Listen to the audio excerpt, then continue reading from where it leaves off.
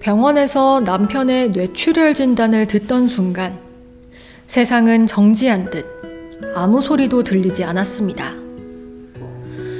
평범한 행복을 꿈꾸던 젊은 부부에게 닥친 뜻밖의 시련 속에서 따뜻한 배려와 진심으로 희망을 되살려준 분들이 있었습니다.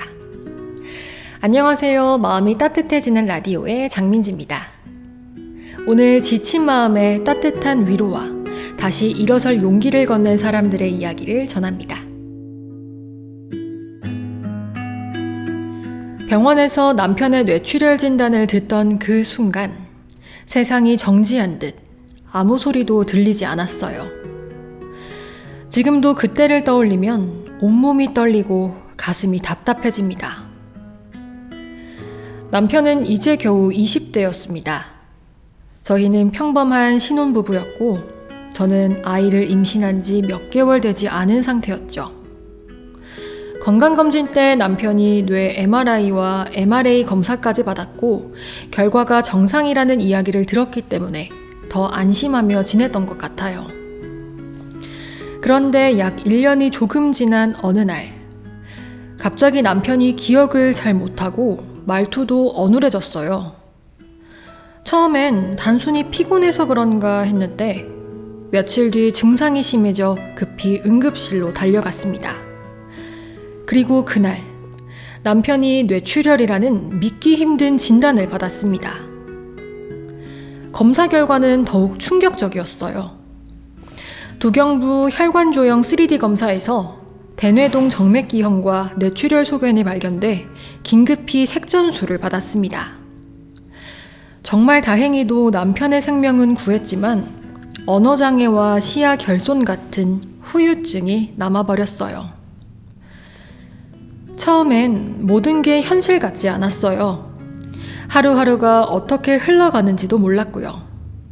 게다가 저는 그때 입덧이 심해 힘들었고 점점 배가 불러오면서 남편의 병실을 오가는 것도 매번 버거웠습니다.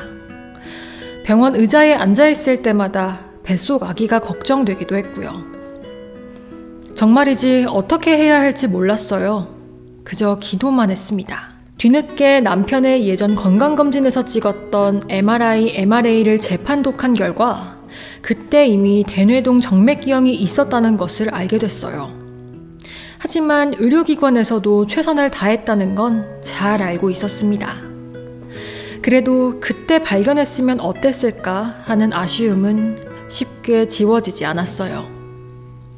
그 막막함과 불안을 안고 있을 때 한국의료분쟁조정중재원을 알게 됐습니다. 사실 처음엔 어떤 도움을 받을 수 있을지 확신하지 못했는데 그곳에서 만난 심사관님 덕분에 제 마음이 정말 많이 위로받았습니다. 심사관님은 저의 임신한 상태를 아시고는 매번 연락을 주실 때마다 가장 먼저 제 건강부터 챙겨주셨어요. 이런 세심한 배려들로 이후 진행된 의료기관과의 소통도 원만하게 이루어질 수 있었습니다. 남편과 저의 상황을 차분히 설명하고 이해를 돕는 과정에서 누구 하나를 원망하는 게 아니라 서로의 입장을 존중하며 합의를 이끌어낼 수 있었습니다. 그때의 저희 사건을 해결하기 위해 진심 어린 노력과 배려를 해주셨던 의료중재원의 모든 분들을 저는 평생 잊지 못할 거예요. 그분 덕분에 저희 가족은 다시 일어설 힘을 얻었고 앞으로를 희망할 수 있게 되었으니까요. 다시 한번 이 사연을 통해 감사의 마음을 전하고 싶습니다. 심사관님, 진심으로 감사합니다. 늘 건강하시고 따뜻한 날들만 가득하시길 바랄게요.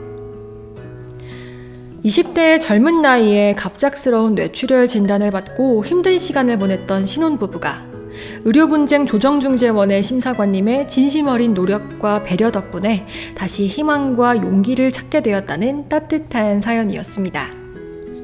의료분쟁으로 어려움을 겪고 계신 분들이 있다면 국번 없이 1670-2545로 전화해 언제든 편하게 물어보세요. 지금까지 국민 곁에서 힘이 되는 의료분쟁 조정 전문기관 한국의료분쟁조정중재원이었고요. 저는 마음이 따뜻해지는 라디오의 장민지였습니다. 감사합니다.